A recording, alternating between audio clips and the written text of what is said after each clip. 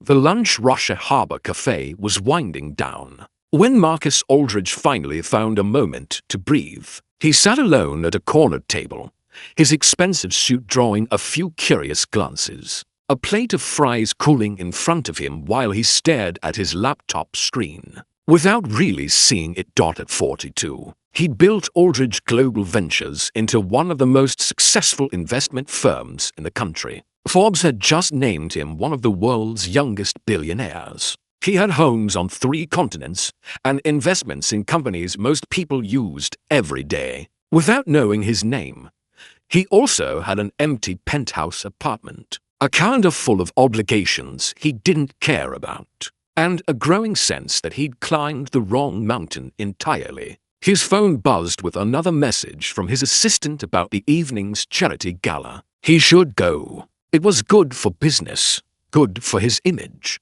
But the thought of another night, making small talk with people who only saw his net worth, made him feel exhausted. He was about to close his laptop when a small voice interrupted his thoughts. "Excuse me, sir." Marcus looked up to find a little boy, maybe 3 years old, with curly blonde hair and wide green eyes, standing beside his table. Behind him stood a young woman in her late 20s, her face flushed with embarrassment. "I'm so sorry," she said quickly, reaching for the boy's hand. "Lucas, we talked about this. We don't bother people. But Mama, you said we could ask politely. And you said that man wasn't eating his fries and maybe he wouldn't mind sharing." The woman's face went from pink to crimson. "I said that to myself, not out loud. I'm so sorry, sir. We'll leave you alone." Marcus looked at the plate of fries he'd ordered out of habit, but had barely touched. Then he looked at the little boy's hopeful face and his mother's mortified expression. He noticed her worn jacket, the careful way she'd dressed her son in clothes that were clean, but clearly second-hand. The way she clutched her wallet like she was calculating every penny. "Actually," Marcus said, pushing the plate toward them, "I ordered way too many. I'd hate for them to go to waste. Would you be doing me a favor and help me finish them?" The woman hesitated. "We can't just take your food. You're not taking it. I'm offering. There's a difference."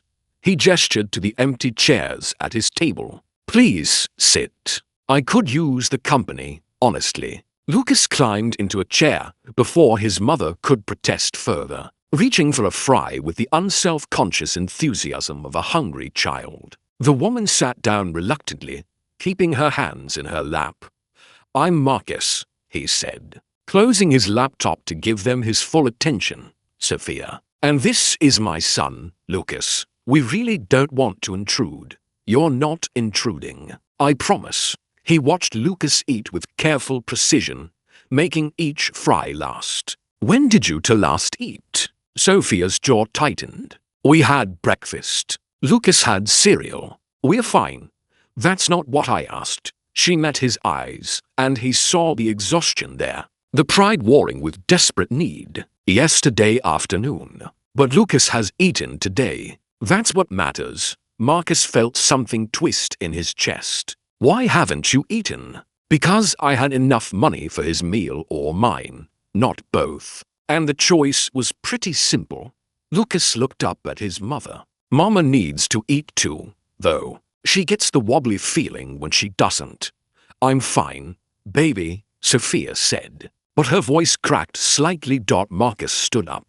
"I'm going to order some food. What would you like? And please don't say nothing. If you won't accept it as a gift, then consider it payment for keeping me company. I've been sitting here alone feeling sorry for myself all afternoon." "You're actually doing me a favor." Sophia's resistance crumbled. "A sandwich? The cheapest one. And maybe some milk for Lucas." Marcus went to the counter and ordered soup, sandwiches, salads, more fries, milkshakes for Lucas, coffee for Sophia. He told the server to put it all on his tab and bring it to the table. When he returned, Sophia was wiping away tears while Lucas ate his fries and chattered about the pigeons he'd seen in the park that morning.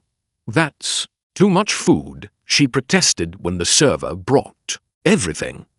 Then we'll take the leftovers with us. Nothing gets wasted. Marcus sat down. So tell me your story. What brings you to this cafe on a Tuesday afternoon? Over the next hour, the story emerged. Sophia had been a dental hygienist until her son was born premature, requiring months of NICU care. The medical bills had been catastrophic. Her husband had left when the debt became overwhelming, unable to handle the stress. She'd lost her job because she'd taken too much time off to care for Lucas. I've been applying for work every single day, she said, her voice tired but determined. But no one wants to hire someone with a gap in their resume and a toddler who needs childcare. The shelter where we're staying has a limit on how long we can be there. 2 more weeks and we're out.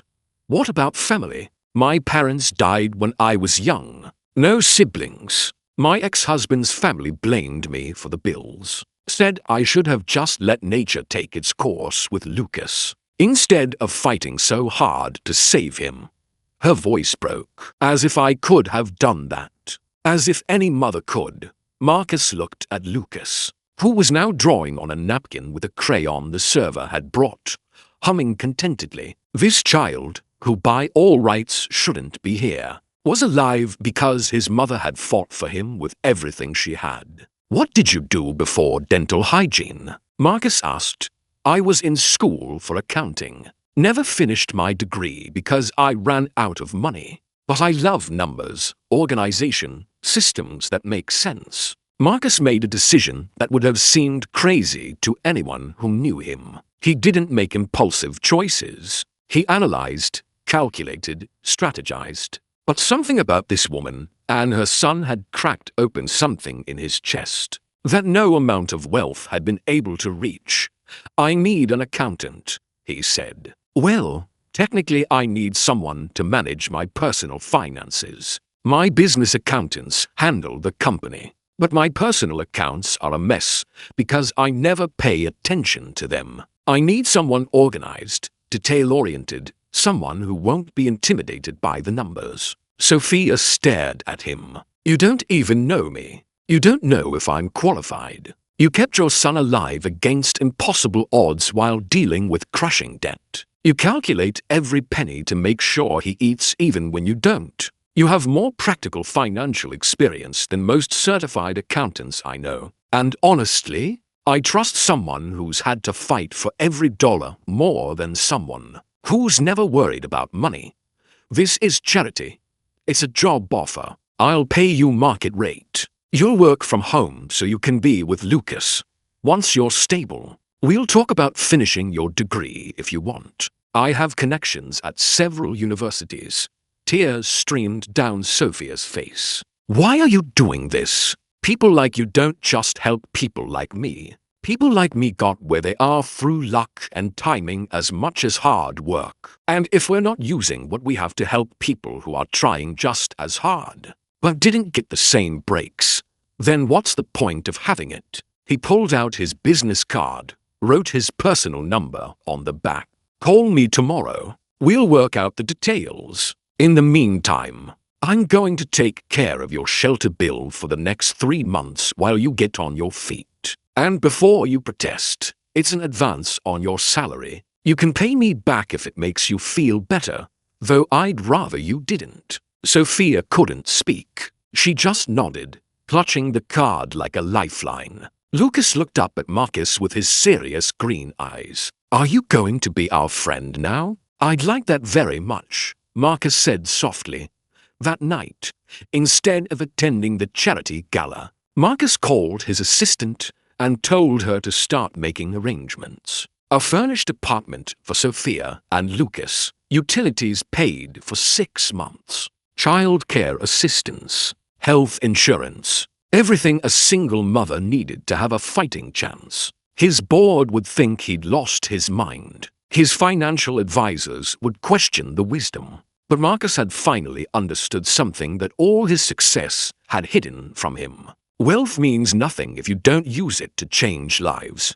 6 months later, Sophia had not only mastered Marcus's personal accounts, but had saved him a fortune. By catching errors and optimizing his investments in ways his high-priced accountants had missed, she'd moved into a modest house with a yard where Lucas could play. She'd enrolled in night classes to finish her degree, and Marcus had become Uncle Marcus, the man who showed up for Lucas's birthday parties and preschool performances, who discovered that the best investment he'd ever made wasn't in technology or real estate, but in a woman and child who taught him what his billions were actually for. On the anniversary of that day at the cafe, Marcus took Sophia and Lucas back to the same table where they'd met. He ordered the same fries, the same ridiculous amount of food. "You know what I was thinking that day?" he said to Sophia. "I was thinking that I had everything and it meant nothing. I was sitting there with more money than I could spend in 10 lifetimes, feeling completely empty. And now?" Sophia asked. "Now I understand that wealth isn't about what you accumulate. It's about what you share, who you lift up, the lives you change when you finally realize your blessings aren't meant to be hoarded." Lucas, now 4, and as bright as ever, looked up from his fries. "Mama says you're our family now. Are you?" Marcus felt his throat tighten. "Yes, absolutely yes."